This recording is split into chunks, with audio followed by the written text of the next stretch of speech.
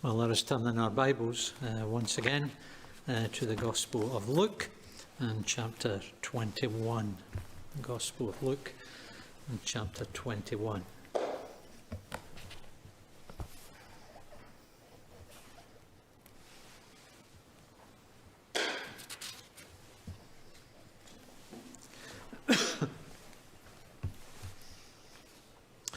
One of the things that the government has been criticised for recently is its lack of clarity concerning summer holidays. Should we book one or not? And if you were to book one, if you get the green light tomorrow to go ahead and book your summer holiday, if you were to book one, where would you go? Are you the sort of person who spends a holiday admiring the beauty of the natural landscape and therefore heads for the countryside on your holidays? Or are you the sort of person who spends a holiday admiring the beauty of buildings and architecture and therefore heads for the cities on your holidays? It may surprise you how many people would choose the latter. That is why most of the favourite holiday destinations in our world are cities. Now, I know, coming from this part of the world, we can't believe that. We struggle to believe that. Why is it not Snowdonia? But it's not. The favourite holiday destinations in our world are cities. Three out of the top 4 tourist attractions in England are buildings. And from what we read in our scripture reading a few minutes ago, it appears that ours is not the first generation in history to be fascinated by buildings. Throughout chapter 20, Jesus has been teaching within the temple in Jerusalem. And when we get to chapter 21, verse 5, we read some of his disciples were remarking about how the temple was adorned with beautiful stones and with gifts dedicated to God.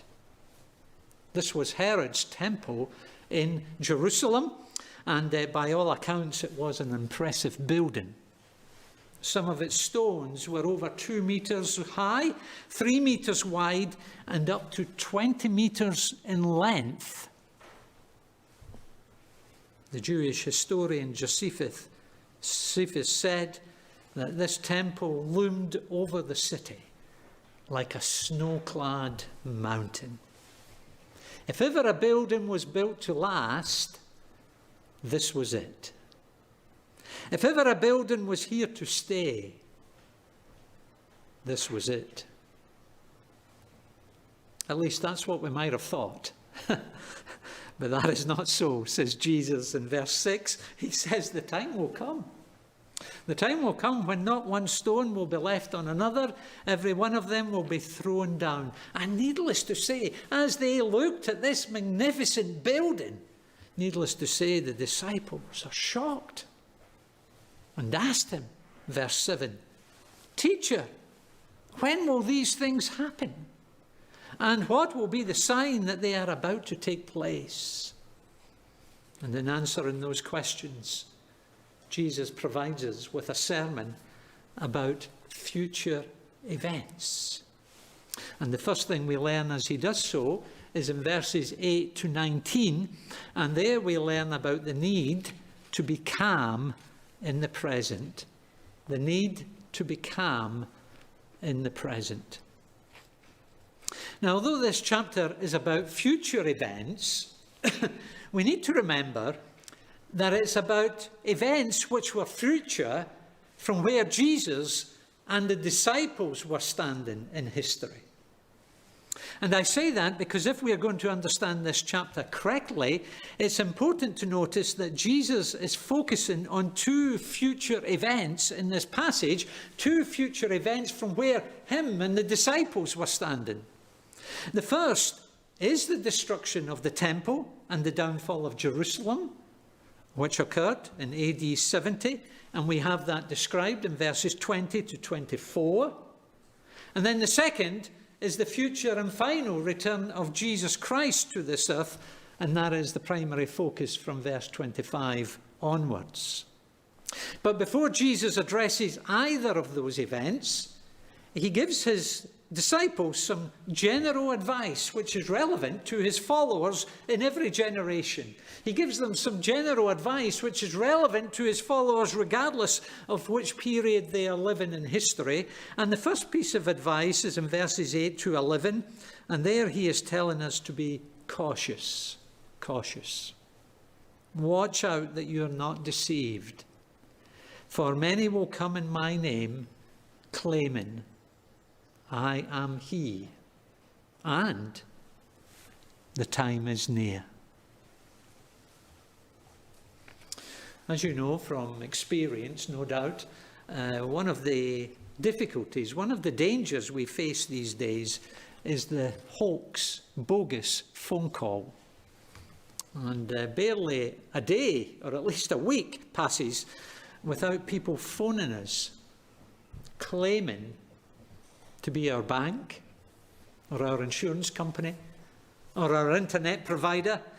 And they nearly all have the same message, and that is, the time is near, the time to pay your next bill, the time to pay your next instalment. And although it seems like a recent problem to us, verse 8 suggests that it's a problem which has been around for a long time.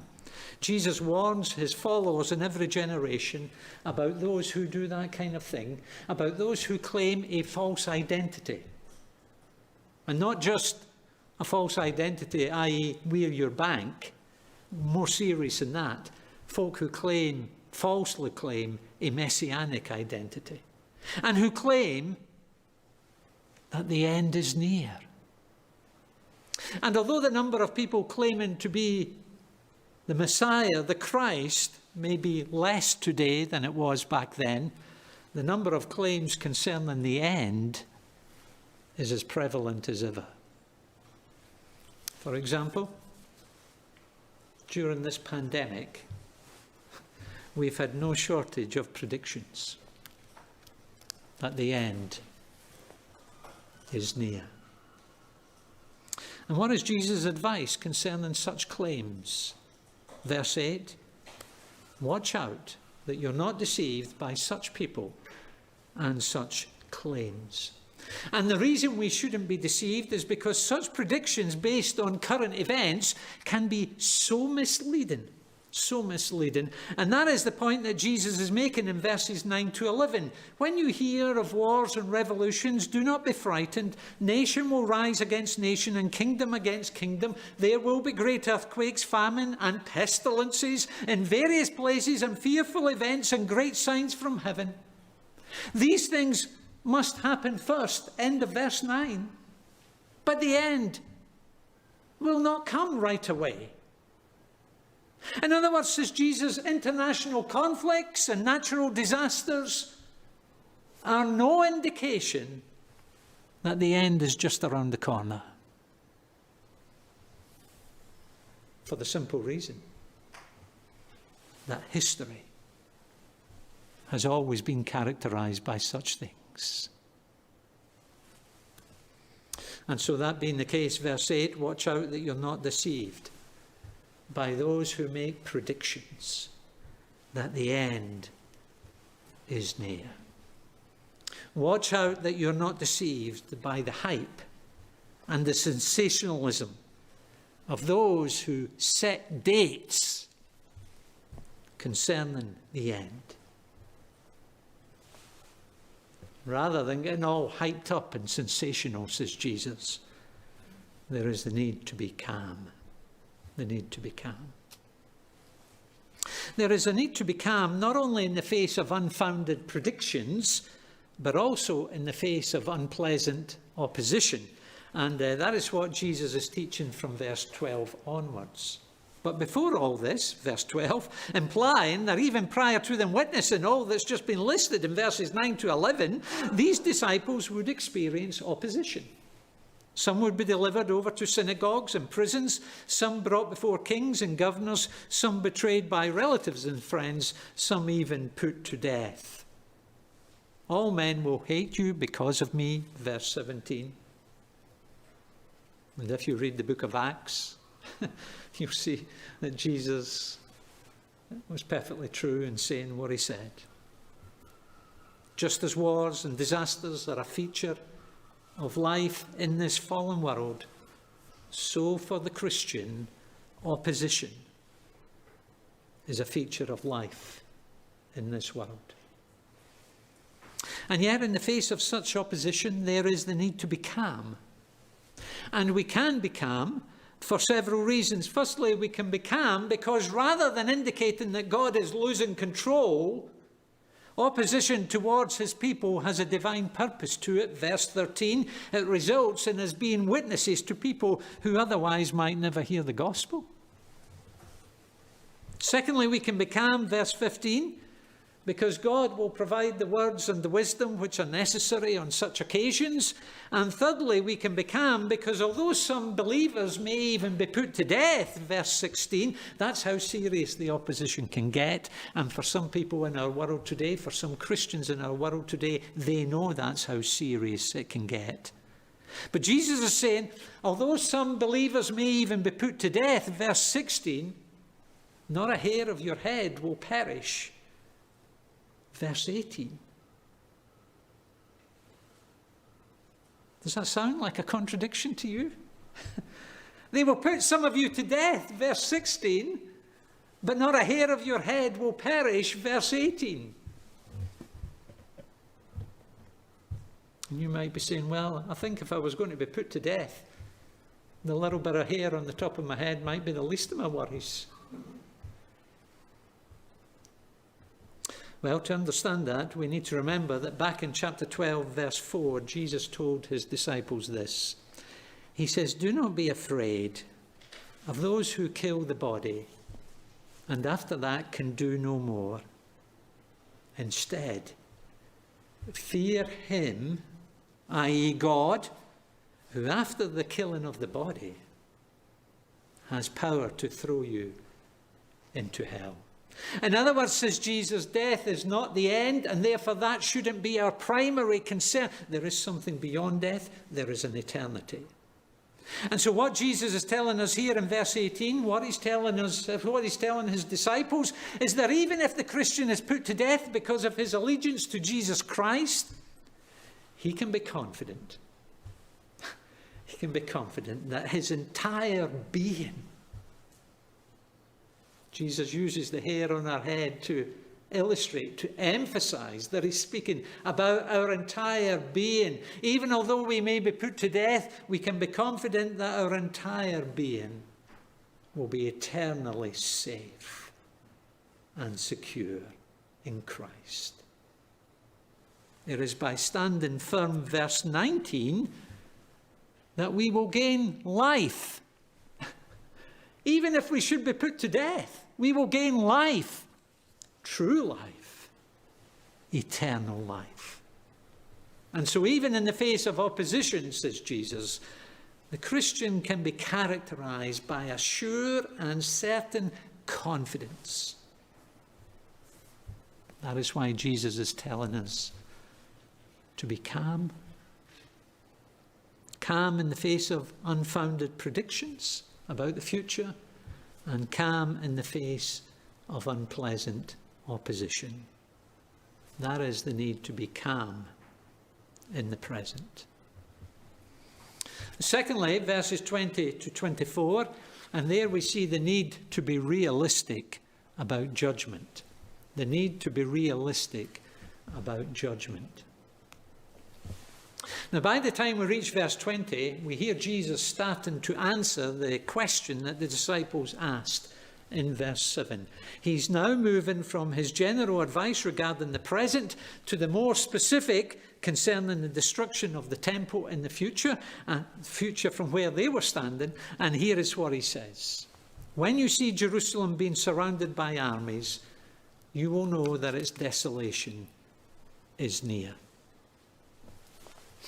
Now, as you read through the Old Testament, you cannot help but see that the nation of Israel back then, in Old Testament times, occupied a very special place in God's dealings with this world. But what we have recently discovered through our series in the opening chapters of Isaiah is that that privilege brought with it responsibilities. Responsibilities towards God. And sadly, the nation was not always faithful in fulfilling those responsibilities, and that was a failure which meant that she would experience the judgment of God on occasions. That is why we repeatedly hear the Old Testament prophets warning about the threat of Jerusalem, the capital city, being invaded by foreign oppressors. As you read the Old Testament prophets, that is a repeated theme. And yes, that threat became a reality in the Babylonian invasion in the 6th century BC. But then that wasn't the last time that the city would experience the judgment of God. And why not? Well, having Jesus, the long-awaited Messianic King, walk her streets and teach in her temple, do you know what? Jerusalem was now known the greatest privilege of all her privileged history. She had been a privileged place for centuries, but with the Christ walking her streets and teaching in her temple, this was now her most privileged moment. But sadly, as we will see over coming weeks, it wasn't a privilege that she would make the most of. And consequently, she would suffer under the judgment of God once again. As Jesus said back in chapter 19, on his triumphal entry into Jerusalem, you know that scene when he rides into Jerusalem on the back of that donkey and they're pouring their palm branches on the ground and so on. He says, the day will come, concerning the city of Jerusalem, the day will come when your enemies will build an embankment against you and encircle you and hem you in on every side. They will dash you to the ground and the children within your walls. They will not leave one stone on another because of what? Why was the city going to suffer in such a bad way? Was it because the government of the city had failed to invest in its military as it should have done? No. Because, says Jesus, you did not recognize the time of God's coming to you. In the person of Jesus Christ, God had visited them in a way that had surpassed every previous visitation of God. The incarnate Son of God, walking their streets, performing miracles, teaching in their temple, and yet they failed to recognize the time of God's coming to them, and consequently, they would be judged. And it's that impending experience of divine judgment that Jesus is referring to in verses 20 to 24. That is why Jesus describes it in verse 22 as the time of punishment. In fulfillment of all that has been written, verse 23, it will be a time of wrath against this people.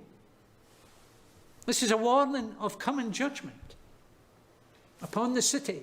And it was a warning that became a reality in the Roman invasion of Jerusalem in the year 70 AD, when Roman troops under the leadership of Titus besieged the city before finally entering it and flattening both it and its temple.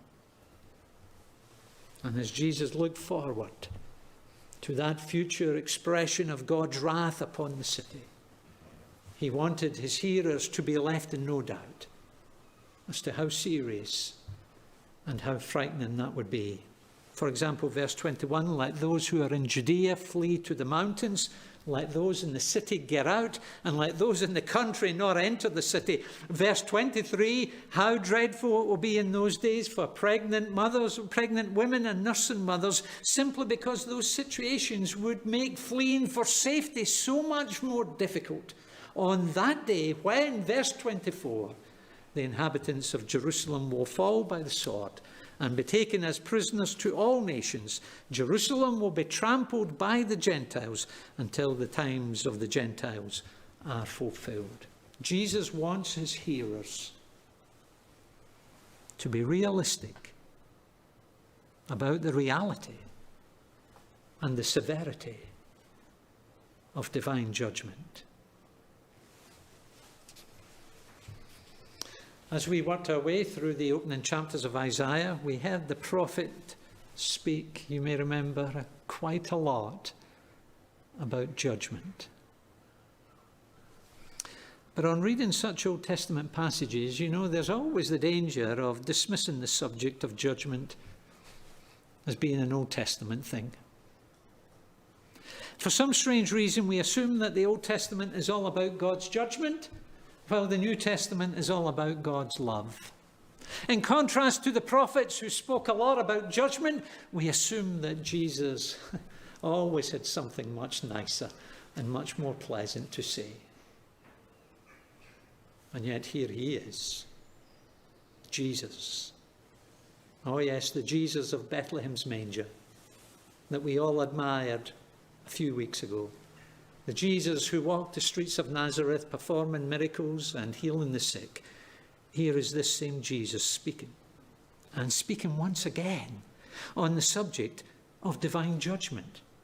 You read through any of the 4 gospel accounts and you will see that it's a subject that Jesus returned to time and time again. Like the prophets, the Old Testament prophets who preceded him by several centuries, Jesus wants his hearers to be realistic about the subject of divine judgment.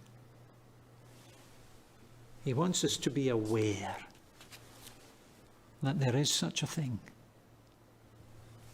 Well, looking back on the fall of Jerusalem, the press and the media and the secular historians, they would no doubt have explained away the events of AD 70. They would no doubt have explained it away in terms of Rome's military superiority. That's how it would have been explained.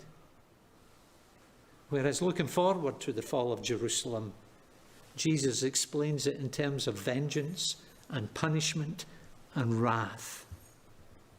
He does so because he recognizes that it would be an expression of divine judgment, and he wants us to be realistic about the reality of such a thing, a reality which demonstrates that we cannot treat God any old way we like and get away with it. The testimony of both Old and New Testaments, the testimony of both prophets and Jesus, is that if we ignore God and his word and his Son, then we will suffer his judgment. And the events in the city of Jerusalem ought to demonstrate that to us.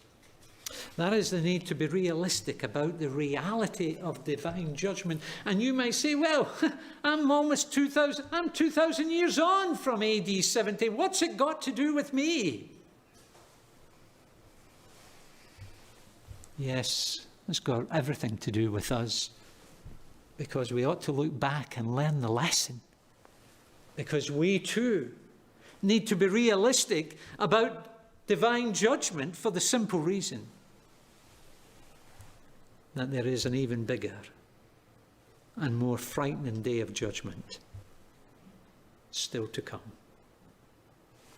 Which leads me to my third point, and that is in verses 25 to 36. And there we see the need to be prepared for the future. The need to be prepared for the future.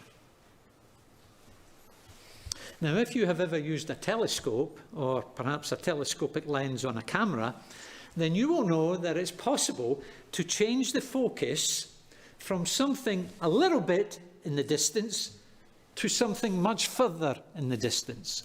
So, for example, with a telescopic lens, I could zoom in, I could focus on the first row of seats. But then by adjusting the lens, I could focus on the back row of seats. And that is precisely what Jesus is doing at verse 25. Having made the future fall of Jerusalem in AD 70 the focus of his discussion in verses 20 to 24, Jesus now shifts the focus, as it were, from that future event, from where he was standing, to another event much further away in the future, and that event is the future and final return of Jesus Christ. And why does he do that? Why does he just zoom the lens out, as it were, from one event to the other? He does so because what we need to remember is that all demonstrations of God's judgment throughout Old and New Testament, whether it be Noah and the flood, or whether it be the invasion of Babylonians into Jerusalem, whether it be AD 70, all of those demonstrations of divine judgment are little foretastes, little prototypes, and therefore little warning signs of a much bigger occasion of divine judgment there is to come. And it's that future one that Jesus is focusing on from verse 25 onwards. And concerning that event, Jesus says this, verse 25, "There will be signs in the sun, moon and stars. On the earth nations will be in anguish and perplexity at the roaring and tossing of the sea. Men will faint from terror, apprehensive of what is coming on the world, for the heavenly bodies will be shaken." Please note, these signs are of a different order from the international conflicts and the natural disasters of verses 9 to 11. These signs are of a more cosmic and universal nature. And whereas before there was always the possibility of men and women applying, and we've seen this during this pandemic, there's always the possibility of men and women applying the stiff upper lip in response to the troubles and trials of life in a fallen world. You know, us Brits, we'll get through this. Yes, we might be able to do that with the troubles and trials of life in this world, but there'll be no such responses on that future occasion. Men will faint from terror, verse 26, apprehensive of what is coming on the world. And understandably so, because verse 27, at that time, they will see the Son of Man coming in a cloud with power and great glory.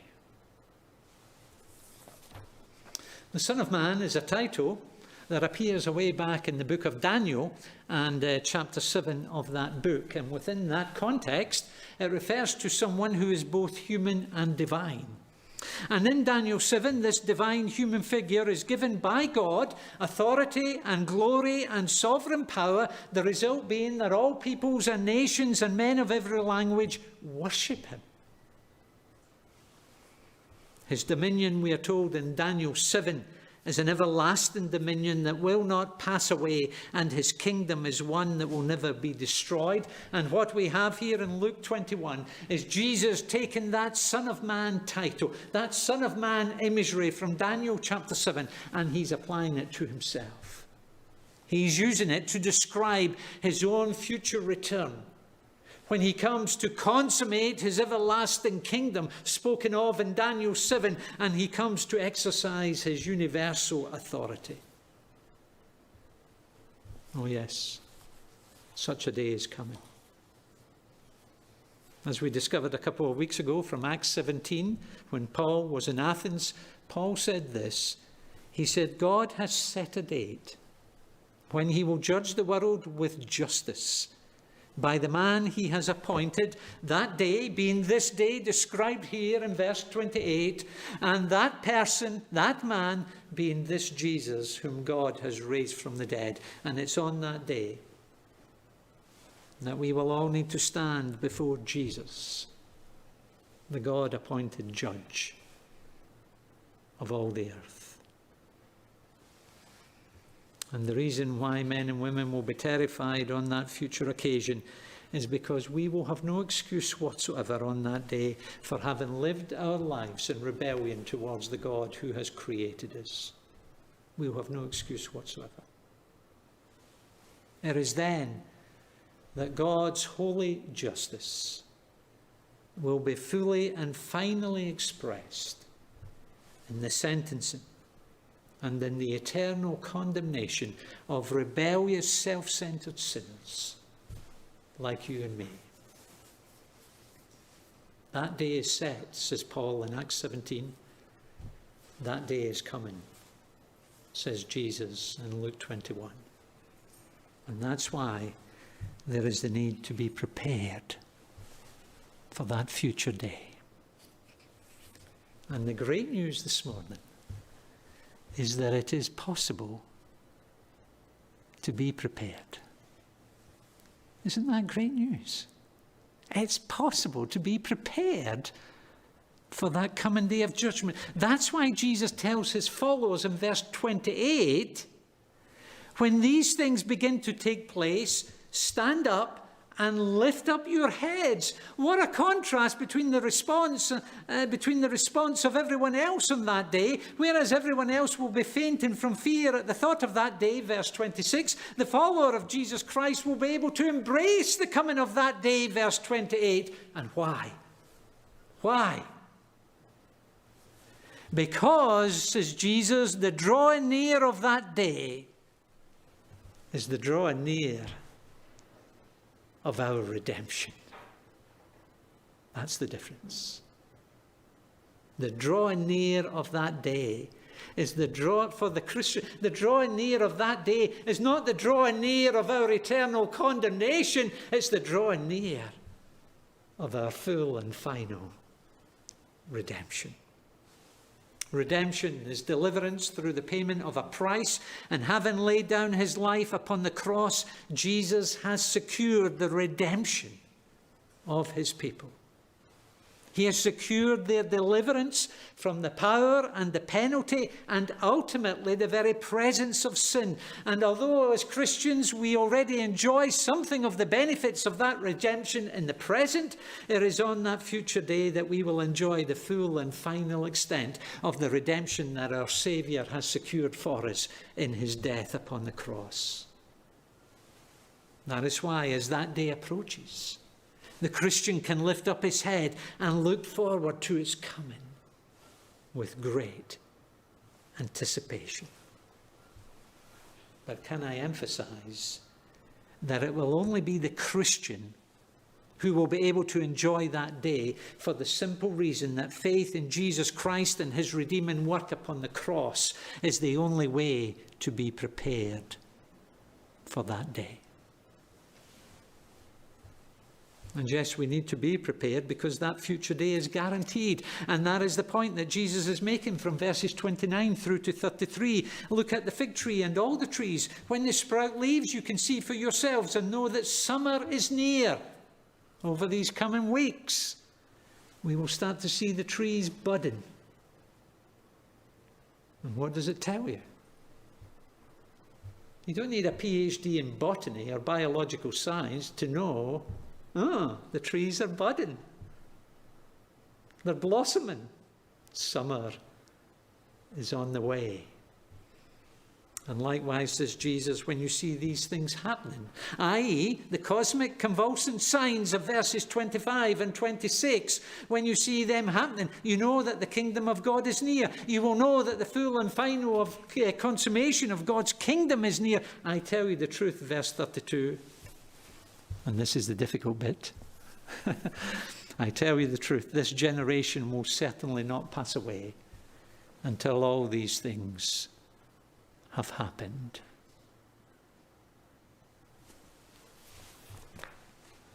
And you might be sitting thinking to yourself, well, can Jesus really be talking about the future and final return of Jesus Christ when he says that this generation will not pass away until all this has happened? Well, it's clear that he is talking about the future and final return of Jesus Christ. And when he speaks of this generation, he's not limiting his phrase to his present generation, i.e. his contemporaries. And why do I say that? I say that because prior to this reference, This phrase has already occurred 8 times in Luke's Gospel. Jesus has already spoken 8 times about this generation, and each time it's described, it's never used in a neutral or positive way. Each time it's described in a negative sense. Rather than referring to the specific timing of people's existence in history, the phrase is used to describe a type of people which have existed throughout history. And that is a sinful, unbelieving type of people. And so the point that Jesus is making here in verse 32 is that this sinful, unbelieving world will still exist when King Jesus returns, and therefore sinful, unbelieving people will find themselves answerable and accountable to him. It's not an occasion that unbelieving people will be able to avoid. It's not an occasion that unbelieving people will be able to opt out of. It's not an occasion where people can say, well, I've never aligned myself with the Christian faith, and so I won't be turning up on that day. No. It's an occasion that everyone will have to appear. An unbelieving world will witness and experience and participate in this future and final judgment. Although this heaven and earth will pass away one day, says Jesus, verse 33, what I am saying on this subject, says Jesus, my words will never pass away. What I am saying on this subject, says Jesus, will come true. That day is guaranteed. And therefore, if you are still unrepentant and unbelieving this morning, then there is the desperate need for you to turn from your sin and trust in the saving and redeeming work of Jesus Christ. That is the need to be prepared for the future. And that is the only way in which you can be prepared for that future day. It is through trusting in the saving and sacrificial work of Jesus Christ upon the cross. Nothing else. It is through trusting in him and what he has done that we will be safe and secure and rescued and redeemed on that future day. But then, the interesting thing is that it's to people who are trusting that Jesus goes on to say this in verse 34. He says, be careful. To his disciples, to his followers, he says, be careful, or your hearts will be weighed down with dissipation, drunkenness, and the anxieties of life, and that day will close on you unexpectedly, like a trap. That future day will involve everyone, verse 35, believer and unbeliever. And so that being the case, those of us who are trusting in Jesus Christ should, verse 36, be always on the watch and pray that you may be able to escape all that is about to happen, and that you may be able to stand before the Son of Man.